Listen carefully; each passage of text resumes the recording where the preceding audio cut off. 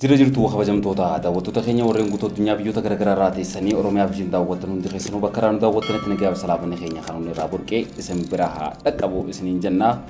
Ani khasa kan tatan tursuudhaan isin waliin turtu taasisuu Diinaa Wal Ahmadii warreen Oromiyaa fi miidiyaadhaaf haaraa taatan sabiskiraayib godhuudhaan viidiyoon immoo namoota hedduu bira kan qaqqabduuf laayikii fi sheer godhuu hin dagatinaa isiniin jenna kabajamtoota daawwattoota keenya.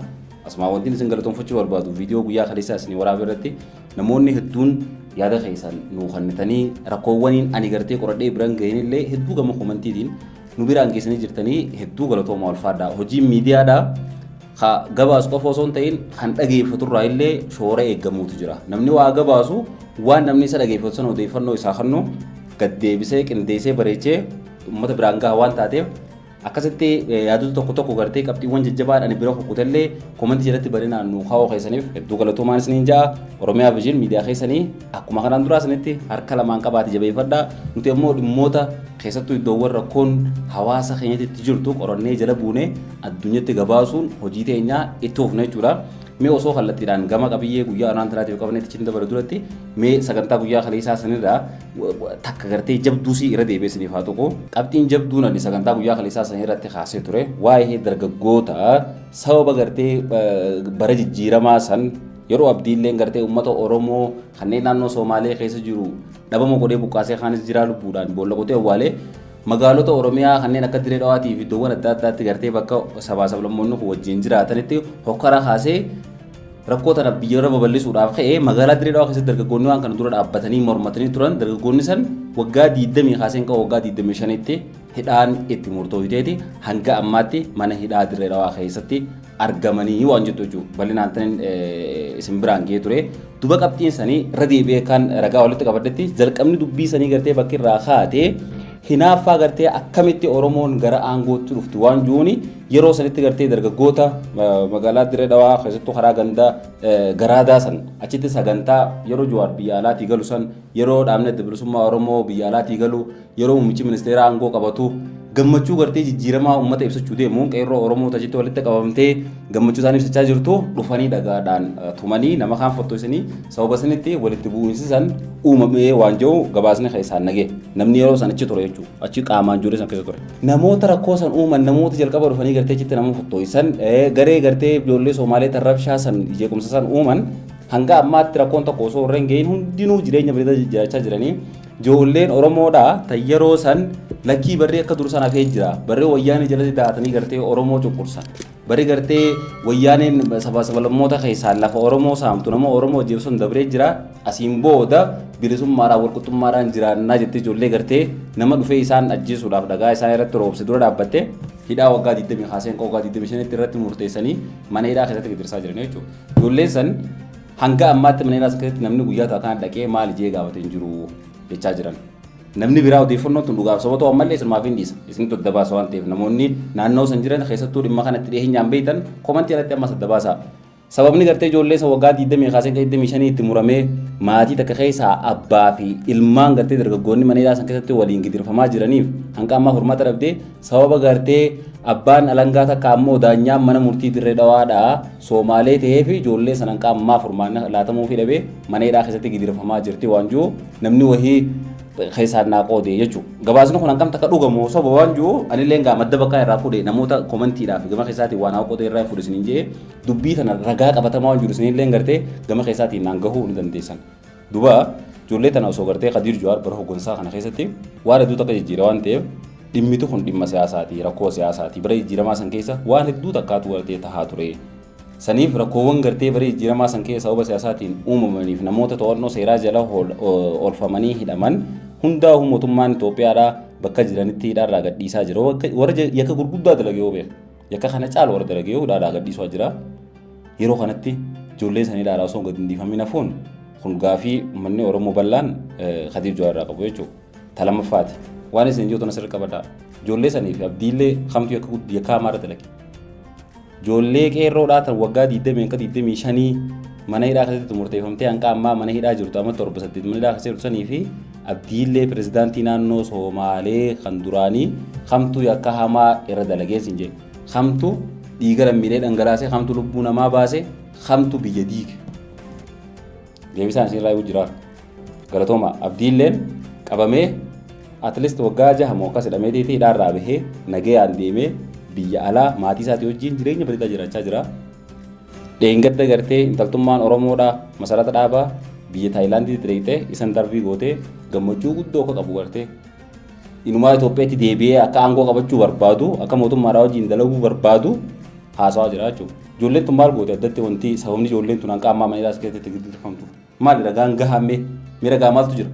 Bargaa dhugumatti amma hoggaa waan akkanaa haasoo nu ilaala waa'ee siyaasaatii fi jibbinsa mootummaatiif kana kanarraa achi qabanii dhugaa jiran haasawuun bareedaadha. Abdiilleen diina kiyya caalaa diina mootummaa kanaati. Akkasuma akkasuma maaliif inni ilaalcha wayyaaneetiin sammuu wayyaaneetiin ilaalcha TPLF'n yeroo sanitti uummata dila san Itoophiyaa keessatti gartee Soomaaliyaan naannoo Somaaliittis Itoophiyaa naannoo Oromiyaattis Itoophiyaadha. Uummanni Oromootis lammii Itoophiyaati uummanni Somaaliittis lammii Itoophiyaati. Uummata Itoophiyaa lafa Itoophiyaa irraa buqqaasee biyyattiin akka diigamtu taasisaa ture. Saniif namni kun eenyuyyuu caalaa diina mootummaa jijjiiramaa kan amma dhufee kana waan taateef asirratti ilaalchi gartee siyaasaa qiyaasaa ta'uu kanamaa aangoo qabuutis hundinuu wal fakkaataadha jeetii yaada. Maaliif diinni ummata diina mootummaati jee waan yaadu jecha. Duba namichi kun nagayaan jiraatee mana isaa keessa dargaggoonni san hanqa ammaatti sababni isaan mana hidhaa san keessatti gaggeeffamaa jiraniif maali? Egaa argaan qabataman. Fakkeenyaaf bulchiinsa Khadiir Jawaar bara aangoo isaa irra jiru san yoo ijoollee san hidhaa irraa gadhiisa maaltu raawwata? Egaa dhuguma sanitti yoo khaleelee dubbadiitiin ture yoo yakki ijoolleen hojjette san dhuunfatti gartee waan Khadiir Jawaar miite qabaattee ijaarraa qabaate malee ijoollee sanirraa sababni ijoollee san hidhaa keessatti dhiisuuf maaltu jira? Yoo gadhiise hoo obboleeyyansaati.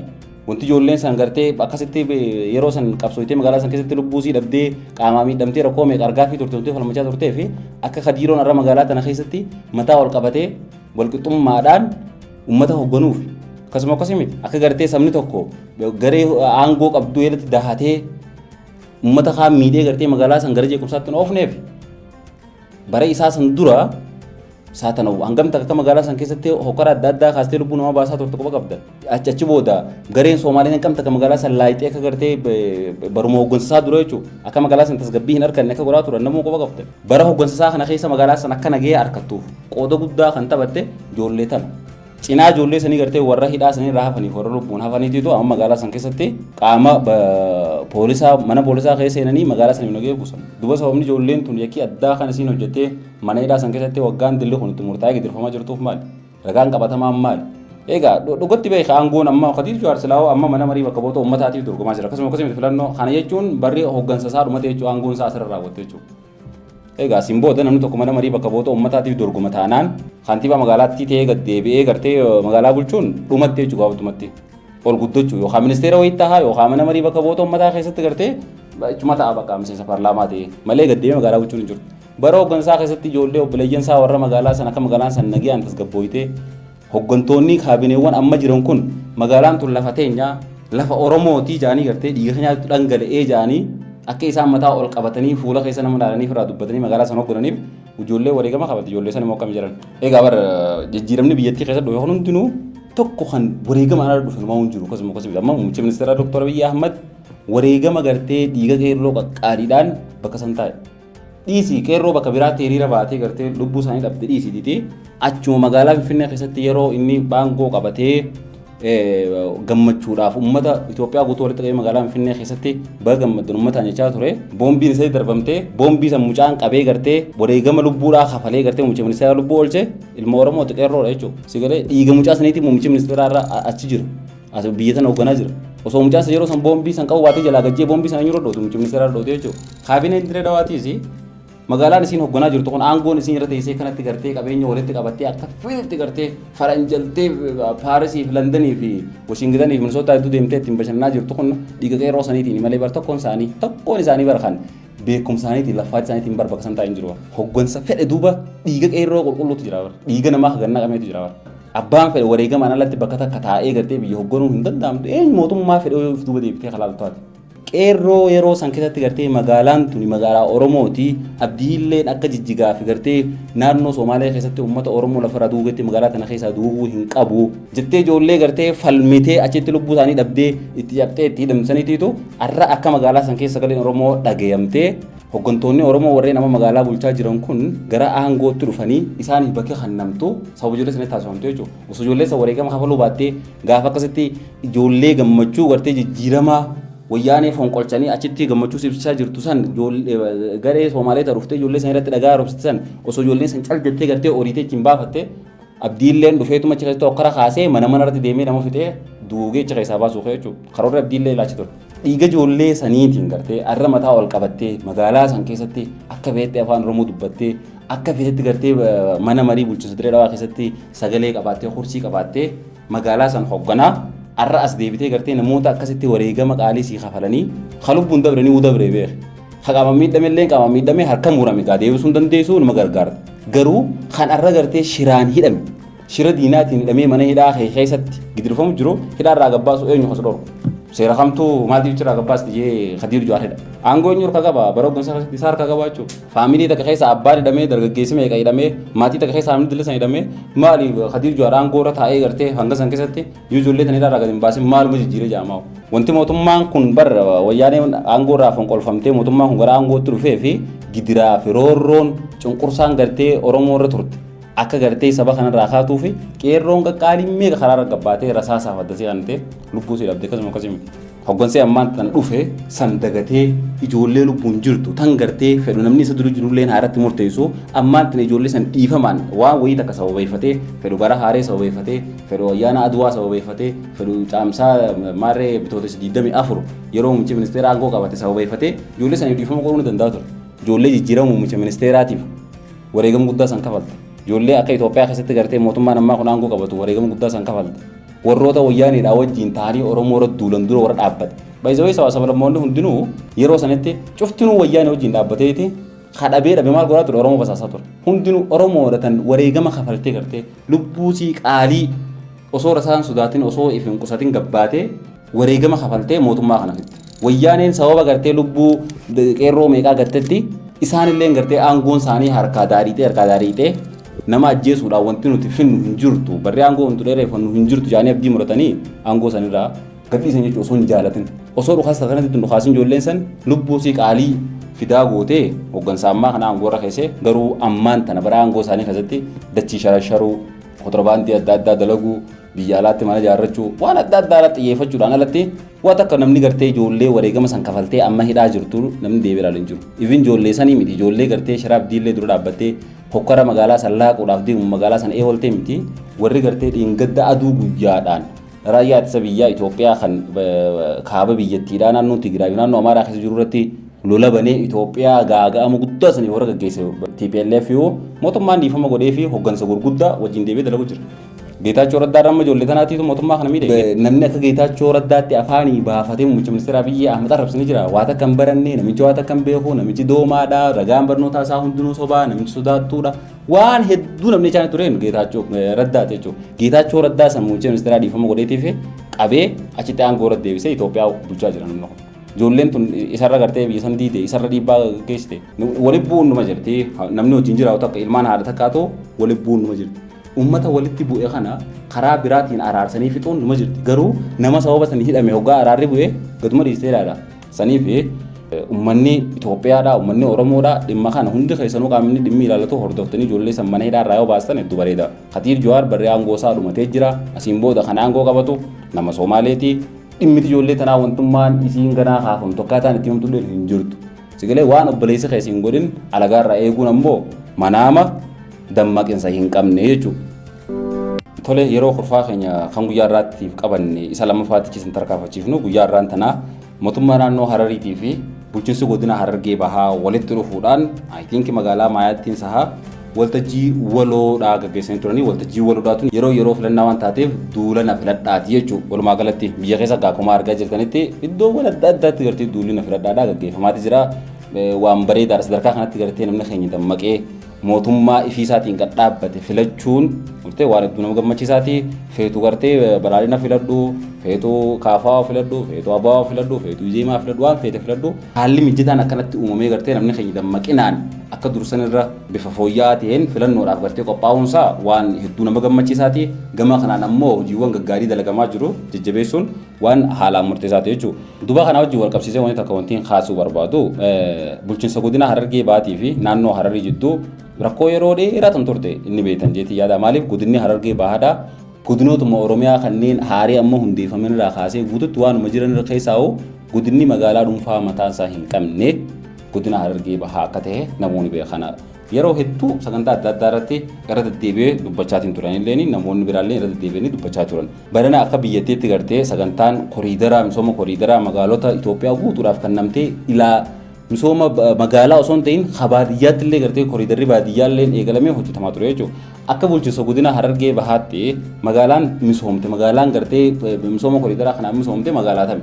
Na deebisuu dandeessanii waan kana fakkeenyaaf godina Harargee Lixaatti magaalaa Ciroo akka ajaa'ibaa misoomsanii gara magaalota gartee aanaa kanneen akka Baddeessaa fi Galamsoo fi gara Machaaraatti gartee deemaa jiran magaalota biraa misoomsuuf magaalota biraa ijaaruutti deemaa jiran. Gama Harargee Bahaatiin oftami magaalaan misoomte. Egaa magaalaan takkittiin jirtu magaalaan isaan gartee magaalaa ta'e ijaanii keessa ta'an magaalaa Adaree Biyyooti. Magaalaan Adaree Biyyoo magaalaa naannoo Harariiti. Ibin muummichi ministeeraallee gartee yeroo garas dhufe hojiin hojjetamte guutuun hojii gartee pirezidaantii naannichaa Ordiin Badiriitiin hojjetamte kateeddi isa dhaadheessaa ture jechuudha. Hojiin sana qabxii akka gartee dhugaa fi soba namoota naannoo san jiruutu beeka. Kana isin dhaadheessuu barbaadeetti miteen. Bulchiinsi godina Harargee Bahaatoo maal hojjeta? Baajeta sababa misooma magaalaa kanaan ramadamu kan Itoophiyaan ramadamu kan akka Oromiyaan ramadamu isaan hin harkanne moo harkatanii eessa oolchan? Kunis gaafiidha beeka. Magaalaan Mayaa Gaasilaa magaalaa xiqqoo hanqa funyaana durree takka magaalaa san misoomsine yoo hojaan taate sanqaanii dhaqa. Magaalaa akkasii magaalaa 10 misoomsee jira godinoonni biraa jechuudha. Godina Harargee Bahaa keessattuu magaalota kam magaalonni isaan misoomsan.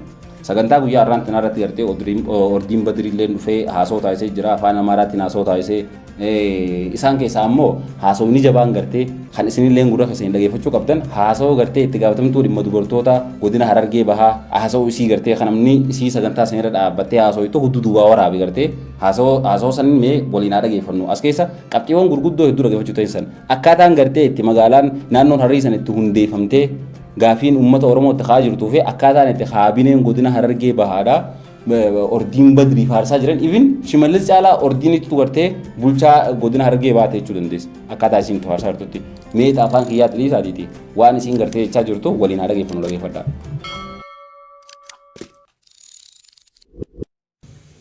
Waan godina keenyaa miti baa Itoophiyaa kan agarsiisu kallattii lee kan nu barsiisu waan nu barsiiseef jecha irra deebi'ee dooktariin wanni nu dhiyeessituun baay'ee galatoomiin jaanii qorannoo keessan kana booda sanumatti fufu ta'a kan hin jiru qaba.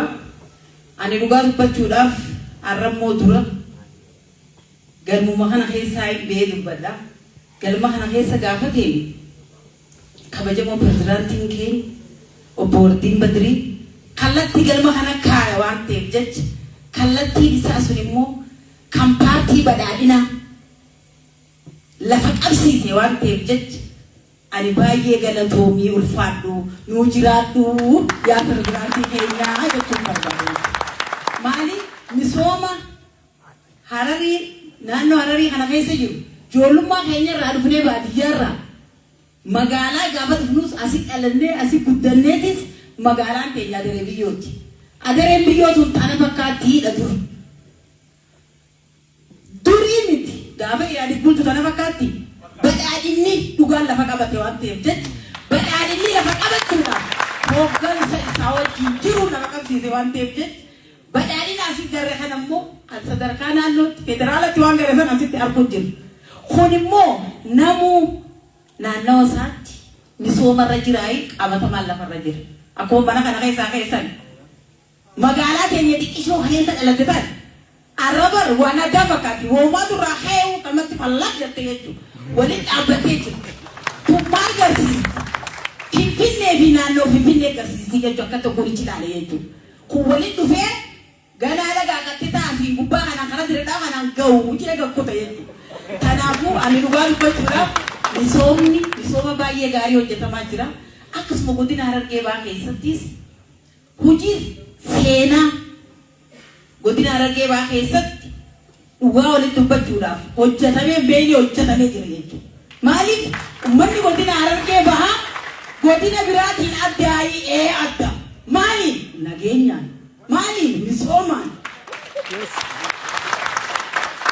Duuba nageenya keenya kana silaa jarri sageen kun wal ta'uu baatee jarri kun nageenya baachuu baatee godinni keenya nageen qabu jechuun gurratti jedhamu. Warra wal ta'etu biyya bulchaa waan ta'eef jecha nageenya keessattis akka baa Itoophiyaa kanatti shoora olaanaa taphattanii jirtanii galatooma ulfaadha jechuu barbaada. Haqa namaa kannineetuma bakka dhiibuu dhiitee bulla jechuudha. Waan hin dalagamnes hin dalagamne. Waan dalagamtees dalagamte. Dhugaa Itoophiyaa keessoo gudeemte waa'ee wanti dubbatan. Dhugaa godina Harargee baatii miti godinoota Oromiyaa keessoo gudeemte waa'ee miskii dubbatan. Tana jala murree dubbanne jechuudha. Magaalotaan keessaa gudeemte. Magaalaan Maayaa eessa jirti? Bara Adaamaa walqixxaachuu jirti. Adaamaadhaan eessa jirti? Hin jirtu jechuudha. Sau baallabba boota. Nagar kaasqammata wadalaa hedoo nammeedho jechuudha. Ol jettee kanaafuu daleeynee haa ta'u garuu rakkoonni jirti een jirti. Fakkeenya immoo kan fudhannu taate gaa dhiirti teenyatunis shari'aadha jettee shari'aanisuma jirti. Bakka shari'aan jirtus ma qabanna shari'aan immoo wal dandeessisa jetti. Wanni jirtu rakkoon hamtuun jirtu dubartoonni keenya sadarkaa gadiitti illee kaasan. Jiruunis qaalooyte. Jiruu qaalooyte kanatti qaalichaas ka'a. An fedhii isaallee guutuu fi baadha. Narra fuudhuu takkaa jira. Gamanaas deeme. Amma qobbolcha raageeti. Agaree dala fuudha. Nuti immoo barana akka gaariitti haayi goone. Akitti haayi goone. Tokkummaa keenya. Waajjirri dhimma dubartii Harargee baatii fi waajjirri dhimma dubartii Hararii bakka inni fuudhetti meeshaa isaatii fi isallee bakka olii fiinee galchine jira jechuudha. Kun immoo ammallee pirezidaantiin kiyya wanni naa qabachuu qabdu namni magaalaa dhaqata. Oguu magaalaa dhaqate karaarraa isni maqaa bakka kanatti hidhannaa jiru. Galatooma viidiyoon tokko irrattillee dhaggeeffattan jeetii yaada.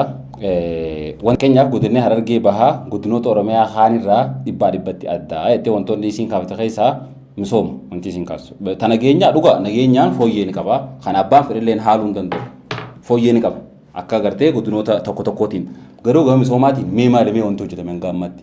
Adde miskiin wanti isiin hojjechaa jirtu hanga ammaatti gartee mee piroojeektiin takittiin isiin gartee akka godina Harargee bahaatti gad dhaabdee wanti mul'ata wanti hojjetame maal jira. Diras wanti faarsitu jirtu bara amma ordiinuma gartee waaqeffachuu malee wanti isiin jirtu hojii miskiin hojjette maal muummichi ministeeraa dheengadda gaafanni dhufee Oromiyaa tan hoggaa daawwatu naannoo Harariitii fi Dirree Dhawaa keessatti malee mee bakka takka bakki inni itti godina Harargee bahaatti maqaatti kaasee maa godinoota adda addaa hoggaa deeme Baalee hoggaa deeme bulchaa godina Baalee galatoonfatee biraa deebi'a Jimma hoggaa deeme akkasii galatoonfatee biraa deebi'a Shawaa bahaa hoggaa dhufe akkasii Dabuu keessa hoggaa dhufe iddoo adda addaa hoggaa dhufe akkasii amma ordiinii fi Khadiir Jawaar malee mee miskii keessatti mee misoomni dalagee maaree paappaayyaadhaa fi muuzaa kana jalatti suuraa ka'uudhaan misoomni isiin akkanatti asirraa jabeessitee faarsitu warra akkanaa kana jechuudha warri gartee lafa isaaniitii fi eenyummaa hawaasaa illee namaa dabarsee gurguree akka uummanni gadadoo biraa keessatti hafuu warri taasisu warra akkanaa kana jechuudha warri dantaa dhuunfaa isaanii qoftiin mul'atu amma isiin faarsee bulaa xixiqqoo warri qabee ofuu warra akkanaa kana nama faarsuun humaatii miti hojiin gaariin hoggaa hojjetamte nama faarsuun bareeda garuu akkanatti gartee laftee tiraqeetee irratti gartee nama ofitti aangoomsitee maarree keenya nama doktoraan ta'e hundaan doktoreetti kennuufiin waan hin barbaachifne isiin tun amma hoggansaa jechuudha inshaallah rabbi jee sagantaa ta'an turatti dhimma kana sirriitti hordofnee jala buunee namoota dhimma kana sirriitti keessa buusan asirratti isinii dhiyeessireetiif waan jiru guutuu iccitii naannoo sanii deemaa jiru waliin isin biraan geenya jechuudha. An waan inni fi yaasoo caalaa waan namni waan san beeku ragaaraa wajjin haasoo waan san inni tolaa manuma kiyyarraa'u jibbinsa nama dhuunfaa nama amma fakkeenyaaf intala tana adda faayoo jaamti eenyummaa isiitis hin beeku even fira kiyyallee ta'uu dandeessan hin beeku garuu haala siyaasaa isii qofa malee wanti irraa dubbadhu eenyummaa isiitii miti. Waan inni dubbadhu keessatti ammoo xiqqaattullee ragaa xiqqoo takka gartee hanqadha dhiillee taatu waan inni irraa harkadhe qofaat dubbachuu nutti tola malee akkanumatti gartee maqaballeessiidhaaf dubbachuu waan nuti hin tolleef sagantaa itti aanu irratti namoota dhimmicha kana sirriitti keessa beekan qabannee gartee isiniif dhiyaannaa waan nu hordofaa jirtaniif waan nu jajjabeessaa jirtaniif hedduu galatoomaa ulfaadhaa Oromiyaa Vision miidiyaan deebi'eetti jira kanaan booda dhimmoota gartee keessattuu iddoowwan rakkoon jirtu takka takkatti jala deemnee hordofnee bulbullee kan isin biraan geenyu taha warreen chaanala miidiyaa kanaatiif haaraa taatan sabiskiraayib godhuun maatiin ta'uu hin dagatinaa ani Diinaa ol Ahmadiin ture sagantaa itti aantu nan godhu deebinutti nagee rabbii keessanuu jiraadha.